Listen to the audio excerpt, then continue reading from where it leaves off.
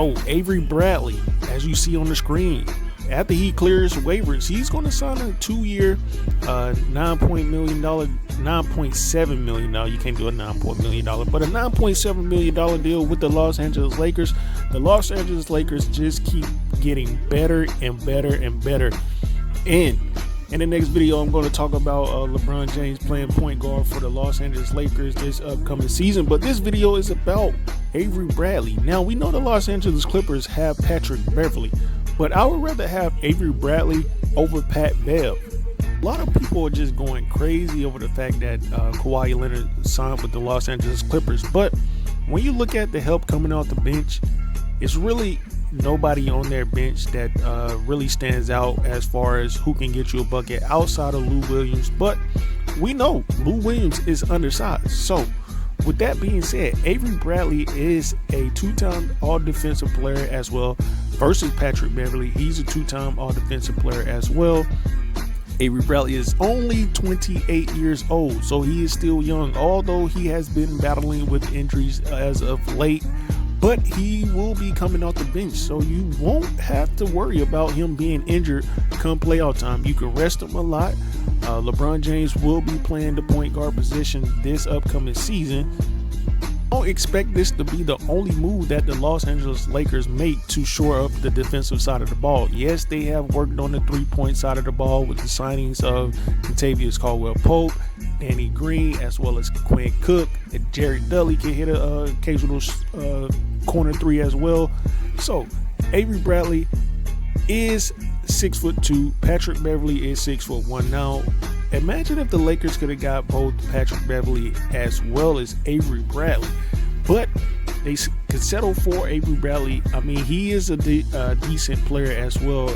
Patrick Beverley has been battling with injuries as well these last couple of seasons, so they're both injury prone when you look at it. But imagine during the playoffs or during the course of the season when you need to throw in Danny Green as well as Avery Bradley and LeBron James, Anthony Davis, and JaVale McGee.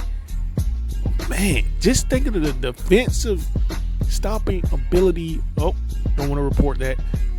The defensive stopping ability between these guys, man. When you want to go out and play defense, you can start Avery Bradley at the point guard. You can start Danny Green at the 2. You can start LeBron at the 3. A lot of people are saying his defense has waned, but that's only because he has had to do so much from start to finish when it comes to the offensive side of the ball. Kind of like when James Harden plays that Matador defense.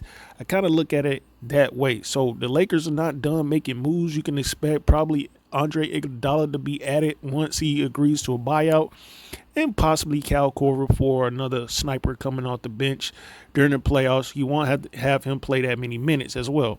With that being said, this is kind of the starting lineup. I don't think DeMarcus Cousins is going to get the start over JaVale McGee.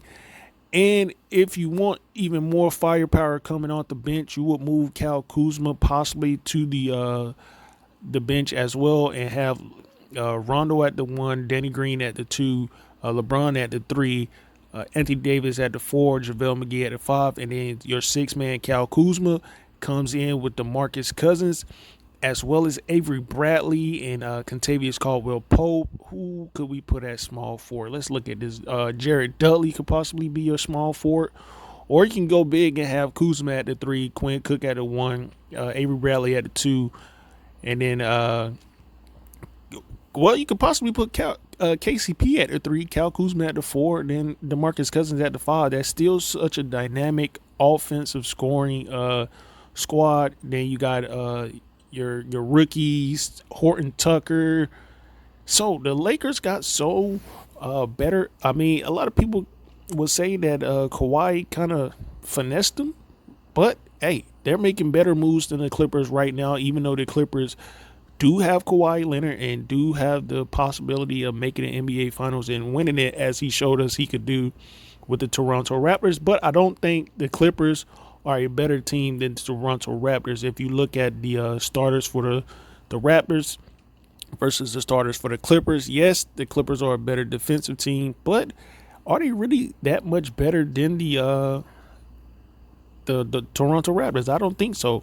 And their point guard play is not that better either. So when you look at Kyle Lowry, I would choose Kyle Lowry over Patrick Beverly. Kyle Lowry is a pit bull on the defensive end too. Probably not as much as a defensive stopper, but he can hold his own against the better point guards in the league.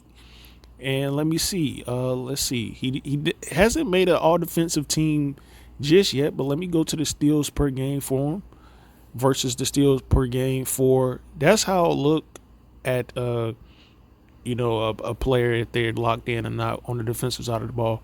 So over his career, he's averaged 1.4 steals a game, and that's in 856 total career games versus Patrick Beverly 1.2. So the Clippers are not that much better, seeing as though they still have to fill out their bench. So let me go see what the Clippers are doing right now with their roster. Got to go all the way to the not the Eastern Conference, but the Western Conference. And this is what their starting five is looking like. So would you pick that starting five over a starting five like the Lakers in a 7-game series in a Western Conference? Are you really going to count on Paul George with those shoulder surgeries in the playoffs? Or are you really going to count on second-year player Shamet as well as Zubac to check Anthony Davis? Or even Boogie Cousins, even if Boogie Cousins is only 80%, really? And I know you got Montrezl Harrell, but checking Anthony Davis? I don't know, man. Y'all kind of tripping. Clippers gave up a lot just to get Kawhi now. He only like to play 60 games a year now.